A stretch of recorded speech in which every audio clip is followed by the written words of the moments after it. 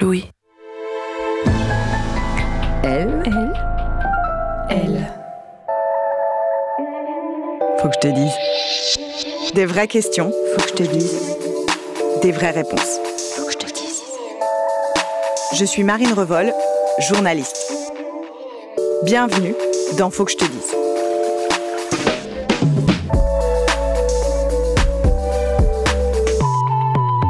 Comment savoir si je souffre de troubles alimentaires ? Cela fait peut-être un moment que vous écoutez les épisodes de Faut que je te dise.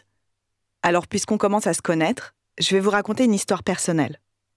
J'ai toujours eu un rapport compliqué à l'alimentation. J'ai été une enfant gourmande, avec les yeux plus gros que le ventre, comme disait mon père, un peu grassouillette, comme disait ma mère. Puis j'ai grandi, et vers 20 ans, comme beaucoup de filles, j'ai eu envie de maigrir. Cette envie venait quand je me faisais larguer, et que je me trouvais moche, ou au contraire pour séduire un garçon. Vers 23 ans, une de mes meilleures amies s'est mariée. Le garçon dont j'étais amoureuse devait être à la fête. Je me suis dit que j'avais 1 an pour devenir mince et belle, et que peut-être ce garçon m'aimerait. J'ai alors commencé à faire du sport, beaucoup, tous les jours, et à manger de moins en moins. Un blanc de poulet avec du fromage blanc allégé et une clémentine, qui s'est transformé en un fromage blanc avec une clémentine, puis une clémentine. Je maigrissais à vue d'œil, mais je continuais de manger en société, assez pour que ça passe. Moi, je savais que j'étais devenue mince, mais j'étais persuadée de ne pas être comme les filles que j'identifiais comme anorexiques, celles qui avaient un problème. Moi, je voulais juste plaire à un mec. Je voulais maigrir et je m'en donnais les moyens. J'étais persuadée de pouvoir m'arrêter quand j'aurais atteint mon objectif. J'ai atteint 46 kilos. Pour moi, les anorexiques faisaient moins de 40 kilos. À cette époque, le mot trouble alimentaire a été posé par certains amis. Jamais par moi. Et depuis, je considère toujours que je ne fais pas vraiment partie des filles qui ont connu des troubles alimentaires. Pourtant, sur le papier, ça y ressemblait beaucoup. Mais j'ai toujours eu la certitude que c'était différent pour moi parce que j'étais capable de m'arrêter et de me remettre à manger des burgers quand je voulais. C'est d'ailleurs ce qui est arrivé plus tard, et donc j'ai mis cette période de ma vie dans la case « je voulais juste plaire aux garçons ». Si je vous raconte ça, c'est que je pense que nous sommes beaucoup de filles à avoir un rapport conflictuel à la nourriture et à ne pas vraiment savoir s'il est inquiétant, si nous souffrons vraiment de troubles alimentaires ou si nous sommes juste des filles, conditionnées à faire attention aux moindres kilos en trop. Récemment, je suis donc allée voir la définition de troubles alimentaires.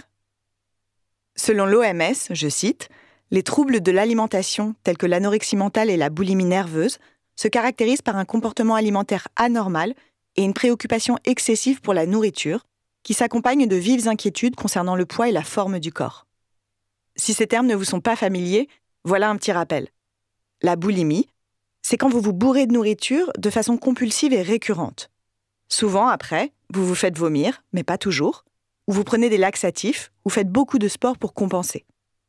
L'anorexie, c'est quand vous vous infligez des restrictions alimentaires ultra sévères et que vous avez une peur panique de reprendre du poids, alors même que vous avez déjà un poids inférieur à la moyenne. Il n'est pas rare que les anorexiques fassent du sport de façon extrême et utilisent des stratagèmes pour cacher leur maladie, comme cacher de la nourriture dans un mouchoir à table. Certaines personnes vont également se faire vomir. Selon l'OMS, les troubles alimentaires toucheraient 0,1% des 10-14 ans et 0,4% des 15-19 ans, et principalement les filles. Sauf que ces chiffres concernent le monde entier, et la plupart des études sur le sujet s'accordent à dire que cela touche plus les pays à revenus élevés versus les pays en développement.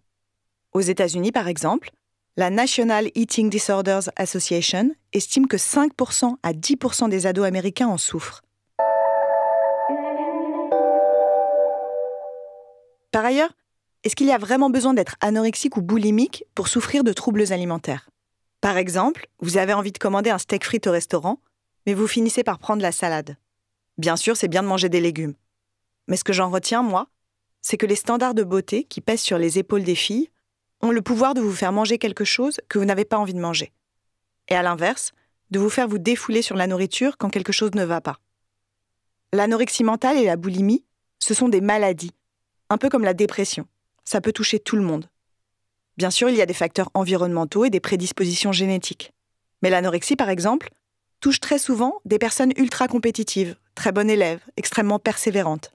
C'est un engrenage. Vous commencez à manger moins, ça commence par un petit régime, et la maladie prend le dessus. C'est par exemple elle qui modifie la perception que vous avez de votre propre corps, et vous pouvez vous voir plus grosse que vous n'êtes réellement.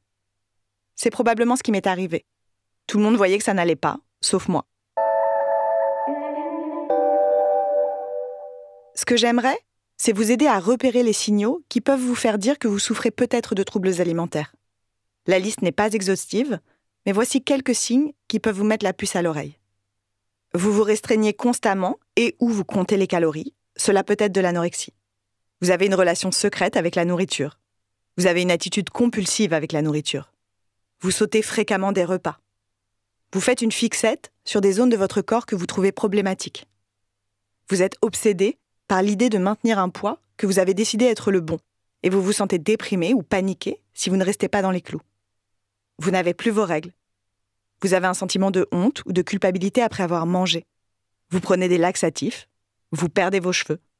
Vous évitez de manger devant les autres. Vous vous faites vomir. Vous faites énormément de sport. Encore une fois, cela est propre à chacun. Il n'y a pas vraiment une checklist des troubles alimentaires. Les conséquences n'ont pas été dramatiques pour moi. J'ai arrêté d'avoir mes règles pendant quelques mois, et je sais maintenant que de nombreuses personnes de mon entourage me trouvaient éteinte, que je n'étais plus tout à fait moi. Je ne saurais pas vraiment expliquer pourquoi j'ai recommencé à m'alimenter. Peut-être justement parce que des gens ont eu le courage de me dire que je déconnais et que j'étais pas jolie. Et pour la petite histoire, le garçon dont je vous parlais n'a même pas eu l'air de remarquer mes efforts. Il faut beaucoup de cran pour dire à un proche qu'il a un problème de poids ou un rapport malsain à la nourriture. Alors si quelqu'un prend son courage à deux mains pour vous en parler, écoutez-le. Prenez soin de vous.